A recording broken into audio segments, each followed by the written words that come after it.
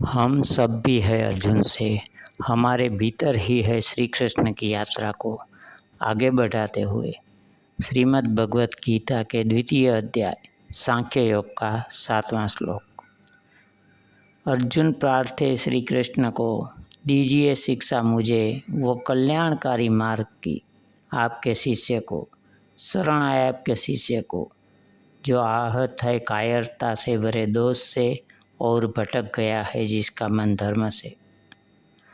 अर्जुन ने विनती भरे लहजे में कहा, हे श्री कृष्ण, मेरा स्वभाव कायरता के दोष से आहत हो गया है, मेरा मन धर्म से भटक गया है। मैं आपका शिष्य हूँ, इसलिए आपकी शरण में आए मुझे कल्याणकारी मार्ग की शिक्षा दीजिए। मेरी समझ।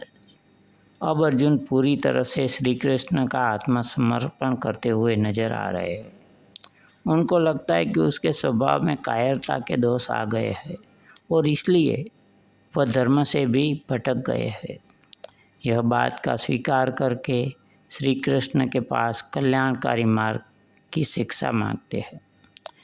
स्वीकार करना किसी भी समस्या, चिंता या उलझन को हल करने का पहला कदम है। जब हम आम इंसान किसी स्थिति को स्वीकार करते हैं तो हम अपने मन में अंदर की रोशनी के प्रवेश के द्वार खोलते हैं। किसी व्यक्ति का स्वीकार भी रिश्तों को बेहतर बनाने की दिशा में आगे का रास्ता खोलने का काम करता है। श्लोक नंबर 8।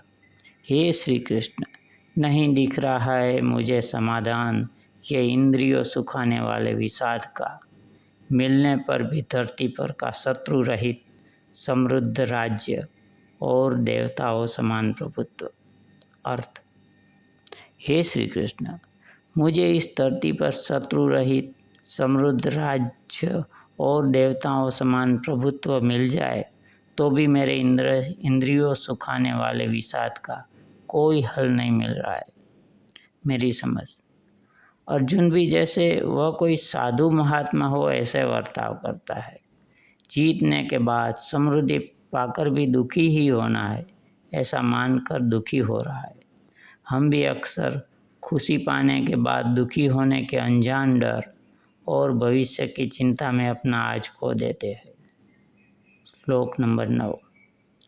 संजय बोले, हे धृतराष्ट्र, नहीं लड़ूंगा कहकर ऋषिकेश को, गोविंद को मौन हो गए अर्जुन। शत्रुओं को संतप्त करने वाले निंद्राधीन अर्जुन। अर्थ, संजय बोले, हे धृतराष्ट्र, शत्रुओं को संतप्त करने वाले निंद्राजित योद्धा अर्जुन, मैं नहीं लड़ूंगा ऐसा ऋषिकेश को, गोविंद को बोलकर चुपचाप बैठ गए। मेरी समझ। जिसने श्री कृष्ण की शरण ले ली है और उनका मार्गदर्शन लेने के लिए भी तैयार हो गए हैं, वो अर्जुन अभी भी अनिश्चितता में डूबे हुए लगते हैं। एक आम इंसान भी जब निराशा के सागर में डूबा होता है तो एक समय पर वह थोड़ी देर के लिए समझदारी की बात करना शुरू कर देता है, लेकिन फिर से निराशा उसके मन पर कब्जा कर लेती है। अस्तु।